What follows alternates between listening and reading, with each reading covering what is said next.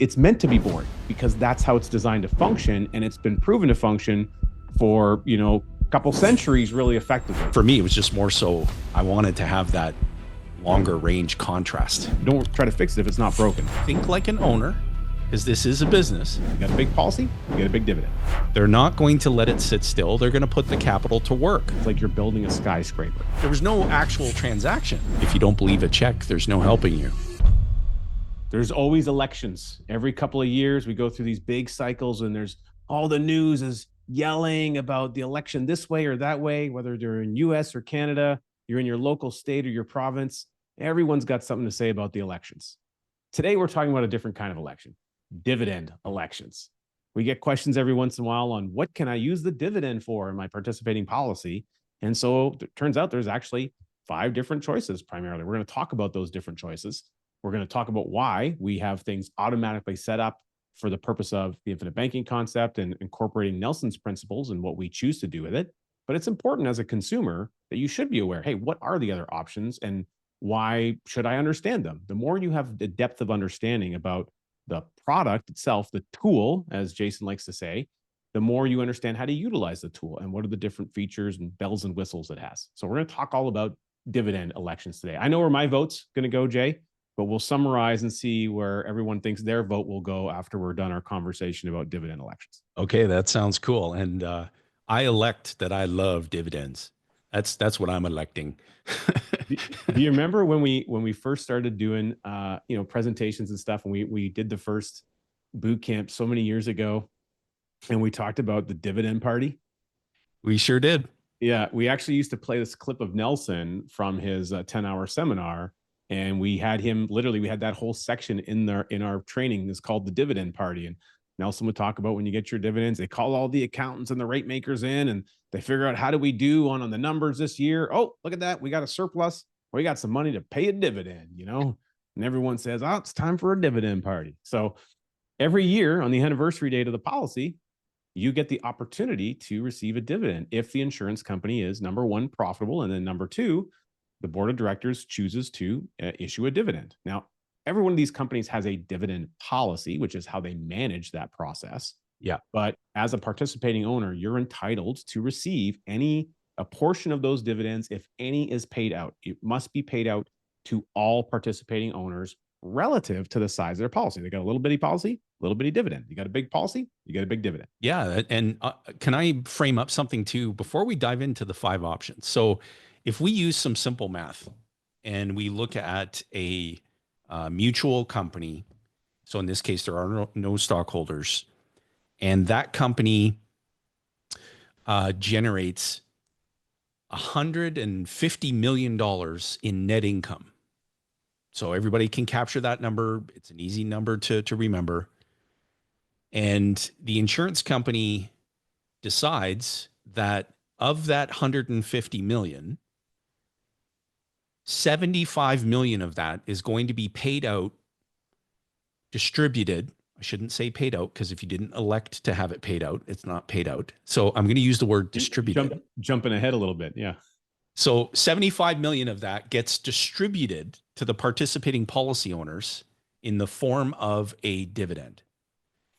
What happens to the remaining 75 million? It gets added to the participating policy owners' equity. So when you look at a company and the company indicates, hey, this year we did 150 million in net income, policy owners' equity rose from $1 billion to $1.075 billion, and 75 million was paid out again. 75 million was distributed in the form of dividends. You can quite easily reconcile that math. Now, why is that important? Because in a mutual company, the sole beneficiaries of the participating policyholders' equity are the participating policyholders. That's why they call it participating policyholders' equity. And so when these companies, which have been in business longer than Rich and I and you as the viewer, the listener, have been alive combined, we can see why the owner's equity grows to be very substantial, and it increases substantially each year. Now, of course, the company maintains allocation for continuing capital surplus, to have reserves, to be able to smooth out, dividends that get distributed. But I just wanted to give people a really simple sense of the math when a company reports on their financial performance and they report on how much has been paid in dividends, how much the owner's equity in the company, the life insurance company, actually grew. Because the net income has to land somewhere. So a portion of it gets distributed, the remaining portion is added as owner's equity. Well, I'm glad you mentioned that. And before we get into our different dividend elections, they're called, you mentioned smoothing. And I think that's an important thing, which we've done another great episode, which we can maybe link to somewhere up here, about dividends and how dividends are paid and stuff on these insurance contracts. And we also did a really good conversation with an actuary at a major mutual life company in Canada. And we spoke to him about their dividend policy and how they look at these things from the boardroom perspective, talking about how they go to bat for their clients being participating policyholders. Right. So the smoothing impact, I think, is really important because, in the world of, financial products, our brain often thinks about this, stock market, it goes up and it goes down, and there's all these kind of cycles that things go through. Well, the participating account has invested assets, and they will also go through some of those cycles. And sometimes things are really good and sometimes they're not so good. And there's certain areas of the par account where it's a big pie, and this part of the pie did really well, and this part of the pie didn't do so good. So they blend all that together, and the end result is, for the year, they did this good or that good. Okay. Yeah. But what happens is, if they had a downer year, they have all this contingency set aside. So every year when they are profitable, they set aside some money effectively into the equivalent of a contingency fund.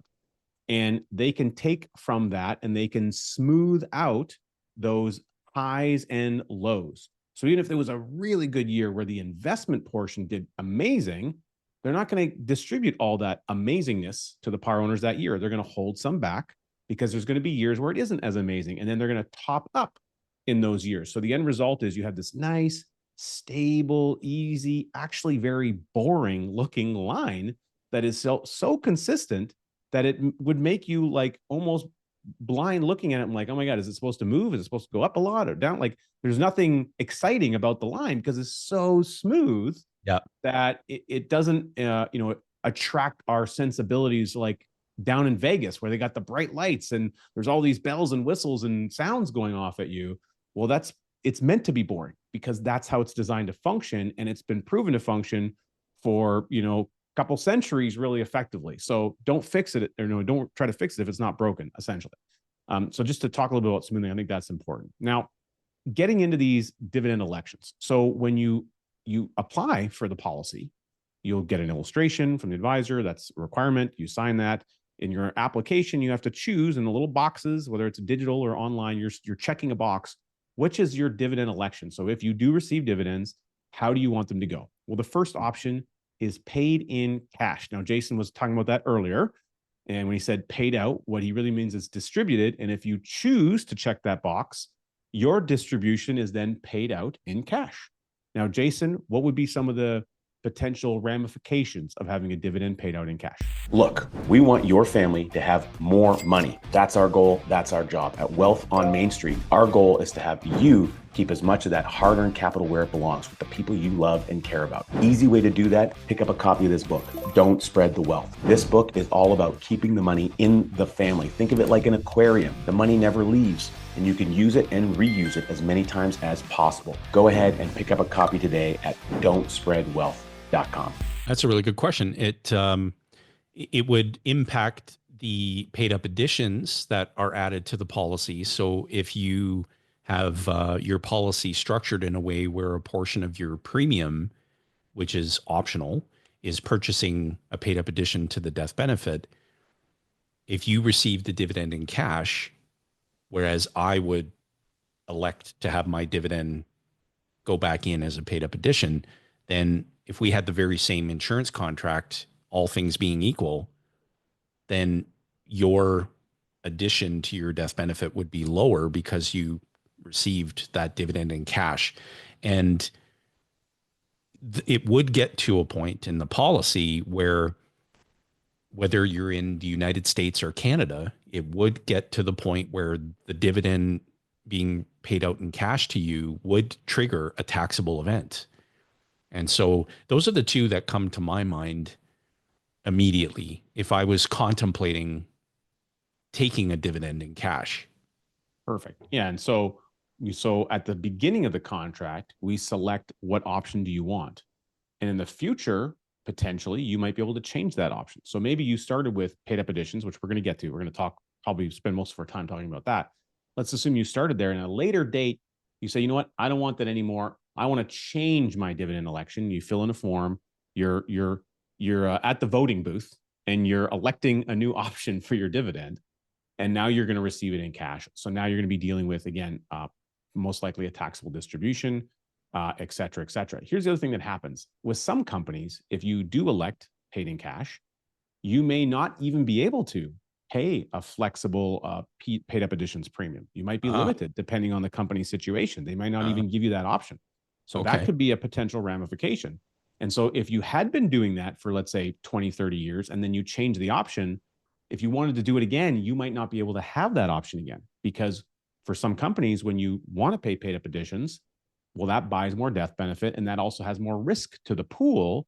So they might need to underwrite that at that time. So every company has slightly different rules. So you need to be aware of those kind of things. When you change these elections, it could have multiple ramifications for you. Okay. Let's talk about the next one on the list that I have, which is premium reduction or dividend to reduce premiums. All right. So this comes up, actually, Nelson talked about this with his State Farm policy. Now, we've talked about his State Farm policy he got in 1959. He was, I believe, 28 years old at that time when he got that policy. The annual premium was $388 a year, and it was a $20,000 death benefit. I am doing this from memory, but I'm pretty sure maybe James Nethery will watch this and comment and tell me if I was on point. But for the first 15 years of that contract, that's what Nelson had elected, because that's what he was told to do. So every year when he got his dividend, it would reduce some of the next year's annual premium. So if his premium was 388, maybe the next year it was only 360, and maybe the next year it was only 345, and maybe the next year it was only 327. So each year it was minimizing that until such a point where the dividend was big enough that it was covering the entire premium. And if there was any excess, so let's say the dividend was greater than that $388, it was $400. Well, he would have paid the premium, and the remainder amount would have been issued to him as a cash payment in a check, which he then would have been taxable. So that's what premium reduction looks like. We're reducing the premium every year with the dividend. If the dividend's growing, it reduces more of the premium. Once the premium is completely reduced and there's nothing more to reduce, the remainder gets spit out as a cash payment at that point in time. Yep. Very accurate.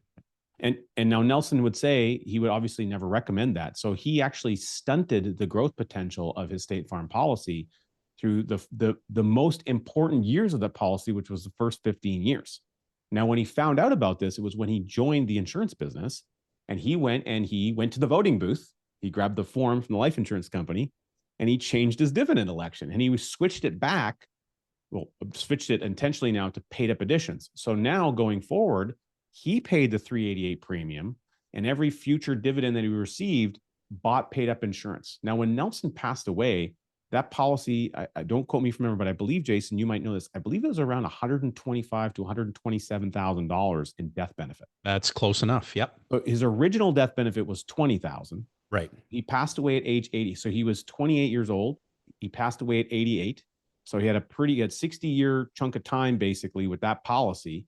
And he grew that policy 5 times the original death benefit by paid up additions. He didn't have a paid up addition premium. There was no flexible premium. All he had was the base premium that he could pay. That was the power of dividends after he sacrificed the first 15 most formidable years of the policy by stunting its growth. So just put that into context for a minute. Sure, we're talking about $388, but what if it was $38,000 and that was you today? And you had the ability to have those dividends working for you for 60 years. Just think about the scale of the impact that we're talking about with what Nelson stunted in his own life that he could have had. And he actually stunted that policy a second time. This is an important thing because we're talking about these dividend elections.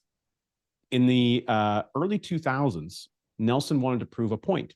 He didn't need the policy loans anyway, he had multiple policies. He changed his dividend election. He went back to the voting booth. He changed his dividend election again, and he switched it to pay the dividend in cash. He did that for 4 years, and that was between 2000 and I think it was it 6, 7, 8, 9, and 10. 2000, 2006, 7, 8, and 9. 2006, 7, 8, 9, I believe is what the years. We have the checks that we don't have them in front of us, but we could. The end result is all the checks that he received recovered all the premiums that he paid for the lifetime of the policy. Right. And he did that because he wanted to take a picture of the check and use it in presentations as a proof point for people. So he stunted the first 15 years, and then he stunted 4 of the larger years in the back end of his life. And he still ended up with more than 5 times the original death benefit in the policy. That's pretty impressive. It's brilliant. And when he told that story, which he told it so well, I don't know if that story is up on the NNI's YouTube channel, the Nelson Nash Institute YouTube channel. It exists in a Freedom Advisor event. It is on the channel, and I might even be able to link it in the description. We'll try to get it put in the description here, because I think I have a short link that'll take us directly to it. Yeah, because I think it would be amazing for viewers and listeners just to go and hear Nelson himself explain what was going on and just how amazing it was. And he would always say, you know, if you don't believe a check, there's no helping you. And so that's why he had those checks coming in, and then he got that phone call. And I won't, I'll keep people in suspense. They can go and listen to Nelson tell the story. It's very powerful. Way better to hear Nelson tell it, for sure. Okay, so let's get to our third option. So the third option is dividends on deposit. Okay, so there's a distribution. You're choosing to have it on deposit. Essentially, the dividend is going on a deposit account, basically like an interest-bearing account with the insurance company, but it's a separate account outside of the policy. Right. Okay. And because it's a separate account, it's like you got paid it in cash, except you didn't receive the check. You just said, put it into an account and generate some interest for me. And that interest rate will be set by that company at that time. So essentially, that also will have taxable consequences now, because it's getting paid out to you essentially. And then also now you have the interest bearing income on that account. So a lot of the tax advantages that you could create from the policy, we've now mitigated. Now, here's the thing that we didn't mention in the first couple of examples. So in the paid in cash example, the death benefit's not growing. It's level and it's not increasing at all. Right. Now, if you had paid up additions and then you changed it, maybe you grew it for a period of time, you changed it later in life, and it's now fixed at that point. It'll never grow anymore. So the death benefit becomes flat at that point. Right. Premium reduction, same scenario. The death benefit stays flat. It never grows. Only your premium doesn't even go down. You're just paying less of it. Right. The premium is always the same for the contract. It's just that you're out of pocket for less capital. Exactly. And the end result is, once you've tapped out that total premium and they're kicking you out in excess, again, there's no reason for the death benefit to grow. So you've fixed and leveled the death benefit and it has no accumulation potential. That also means, because of that, the likelihood is you've now stunted all the future potential dividends. Because you didn't grow the size of the policy in any way, you've also now minimized all the potential of future dividends, because you're getting paid your dividend relative to your size of share of the giant pool of ownership of the mutual company, if that makes sense. Yeah. Okay. Well, every paid up addition earns its own dividend. Yeah. Base policy earns dividends, and every paid up addition earns dividends. That's how the compound effect really takes place. Yeah. So we've covered 3 of the 5 elements. The next one on our list, we've mentioned several times, is paid up additions. So those of you practicing this concept, read Nelson's book, read some of our books. We've got a couple of them, by the way. You can go to don'tspreadwealth.com or growyourowncapital.com. You can get a couple right there. You can go to cashfollows.com. That's another good one. So we have a lot of great books where we talk about this. In fact, cashfollows.com, we actually really dig into this. We have an image kind of talking through the impact of growing paid up additions. Right. That's, if you wanted to put a secret sauce onto this tool called participating life insurance, some might say that's the secret sauce, but it's really in how you interact with it that I think is the difference. So paid up additions are exactly that. It's a paid up, meaning it's a one-time payment and then it's completely paid for. Addition, we're stacking on an addition to the base policy. So you have a base policy, let's just say it's $500,000. You have a paid up addition, it adds $25,000 of death benefit. Your new total death benefit is $525,000. It's like you've added a floor on the property and now you have a new floor. And then each year you're raising the floor up each time. It's like you're building a skyscraper. And every time that you add a layer on there, on one of these extra floors or a Lego block that you're stacking on top, you're now locking in by contract the insurance company to an increased amount of death benefit. They have a contractual element with you as the policy owner that they are required to grow the cash value, which is your asset that you own.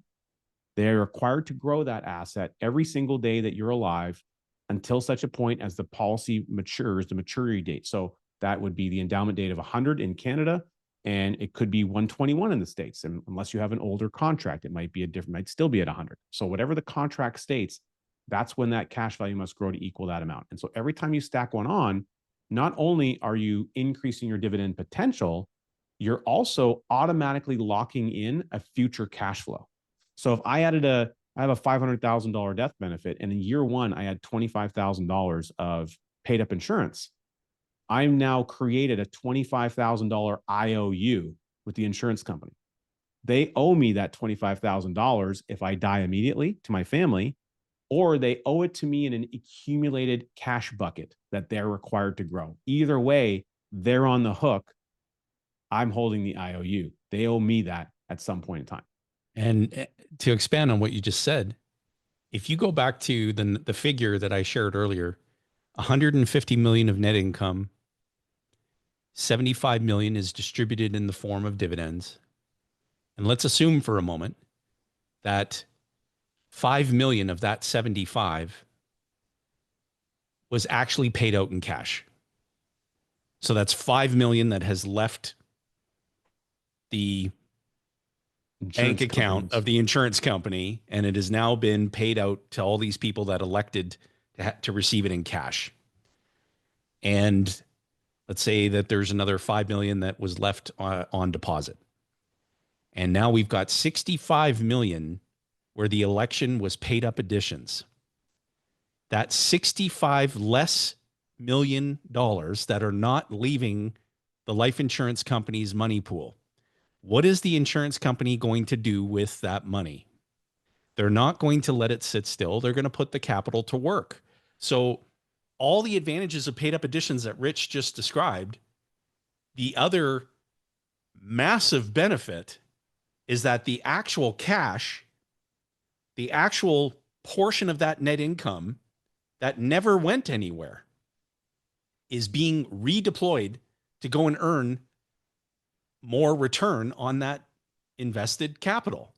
And only one group of people get the benefit of that return: participating owners. There's 100%. No one else who receives a benefit. Right. So if you, Rich, and we own a company, we have $75 million that we've declared in dividends, and you and I say, we're just going to elect to roll that right back in to the business. Pretty smart decision on our part, because now we've got all that much more capital earning a return on capital. So the very next year we sit down and we go, wow, we did pretty good because we generated a significant return on that capital that we didn't extract in the form of cash and go and spend it. Yeah, we generate a return on the business itself, plus a return on the capital that we kept in the business. Right. Look, we all think that we should be paying only your fair share in taxes. Just so happens, I think your fair share is lower than probably what you're paying now. Well, we talk a little bit about that in our book, Keep Taxes Away from Your Wealth. You can get a copy and access to the bonuses by going to keeptaxesaway.com. That's keeptaxesaway.com. Head on over there and pick up a copy today. So outside of all these great advantages, think like an owner, because this is a business.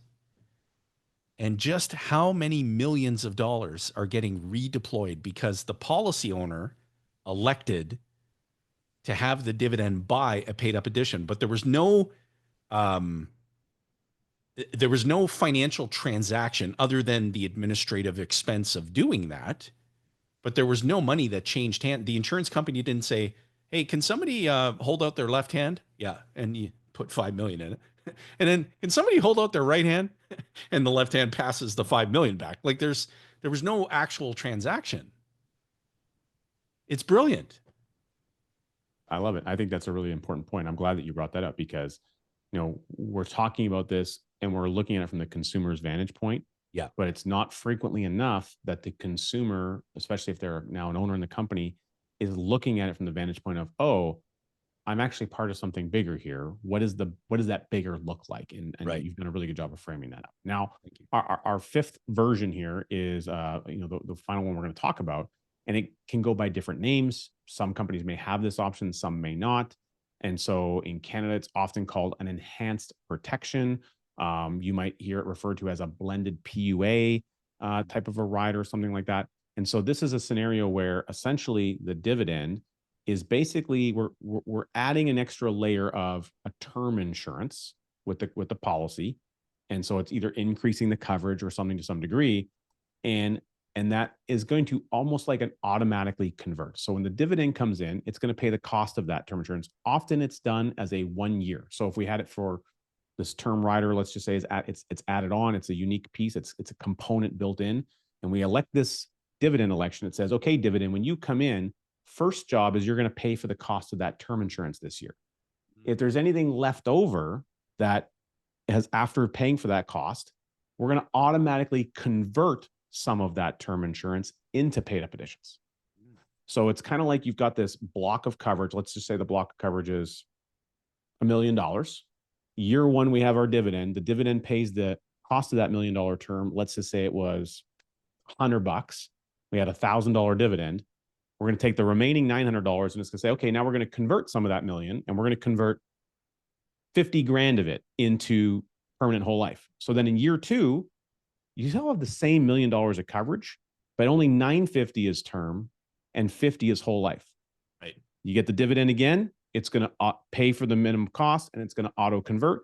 And so each and every year, there's like this conversion element that happens until eventually, hopefully, if it all works well, all of that term insurance gets replaced and converted over time into paid up insurance, but you maintain a total coverage amount over that whole time frame. Now, there's a lot of ways that can be set up, and it could be adjusted. Some companies, it could be, I'll use the word manipulated to a degree, and it also is a lot more confusing. So it's not a very common option, certainly that we see, but it's an option, and there could be a specific use case for that, but it requires a lot more understanding and in-depth knowledge to make sure that you're using it appropriately and properly.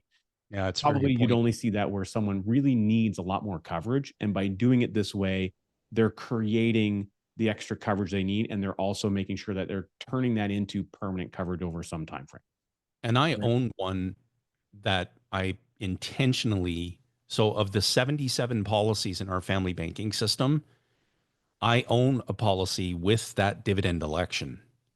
And the sole purpose of me doing that, and the premium in that particular policy is not significant. I think it's somewhere around $5,000 a year. I just wanted to see over a 20-year period what the net effect of that would be compared with the net effect of a high cash value paid up additions dividend election, same amount of premium. So I could hold the policies up side by side and say, here's what this one looked like after 20 years. Here's what this one looked like after 20 years. So it gives you a frame of reference where it's not going to be the same outcome for everybody who, does. It's, for me, it was just more so I wanted to have that longer range contrast just to see absolutely. And I've had, maybe two unique situations where there was a sensible reason to consider that. And it really had to do with a death benefit need. Yeah. Relative to, here's a client, they've got a certain amount of budget that they can apply to premium. We've already added term insurance in place to help fulfill some of that need. Yeah. However, this little bit of top up is actually going to get us into the end zone and not sacrifice all that premium by going to more term benefit, right? So there was a couple of very specific circumstances where I've used it. It's been very selective, and the reality is it is complex. It requires more education and understanding as how to use that tool, because like any tool, you put more parts on the tool, it might require more maintenance. You got a compound miter saw. Well, you got to change the blade every once in a while. You might have to oil something. You're gonna have sawdust. You got to empty things out. Like, there's maintenance required for different tools that you use. So the more bells and whistles you add on it, sometimes the more maintenance and the more activity level you need to have and ownership over that as a participating owner. But there we go. I mean, those are the 5 dividend options. Cool. We can only dial it in to the degree that we really want to make sure it's clear. Paid up additions is clearly, maybe I have a bias, Jason, maybe we have a bias in this, I don't know, but I don't think there's a lot of people who would be like, oh my God, paid up additions are the worst. Clearly that paid in cash is the best option. Like, I think it's pretty clear to determine that the paid up additions is by far the most efficient. You know, whether you're using this tool for Nelson's concept or not, if you just own the tool, period, most likely it is set up that way. That is common. One of the biggest differences that people don't realize is that while the dividend election is helpful, if you had a policy, and you had that dividend election, but you didn't also have the ability to pay additional premium or a flexible premium or more paid up additions, then you won't have the ability to, at your own discretion, increase the potential of that contract. Right. Because here's what a lot of people don't realize. So again, if it's in year one and I have a policy and it's $50,000 a year, I have the privilege to pay in premium. Maybe my minimum premium is $20,000 as an example, and I'm putting 30 as a flexible amount by my choice. Well, on day one, I haven't received a dividend yet because dividends don't get paid until the anniversary. If I don't put the 30 in and I only pay the minimum amount of 20,000, the dividend at the end of the year isn't going to be as good. Right. But if I put the 30 in and I put it at the beginning of the year, at the end of the year, my dividend is much better. And now for every future year for the rest of my life, it's going to be better because I set the right building block in stone in the first year. That is human behavior oriented. It has no bearing on the life insurance company. It's all on the individual. Love it.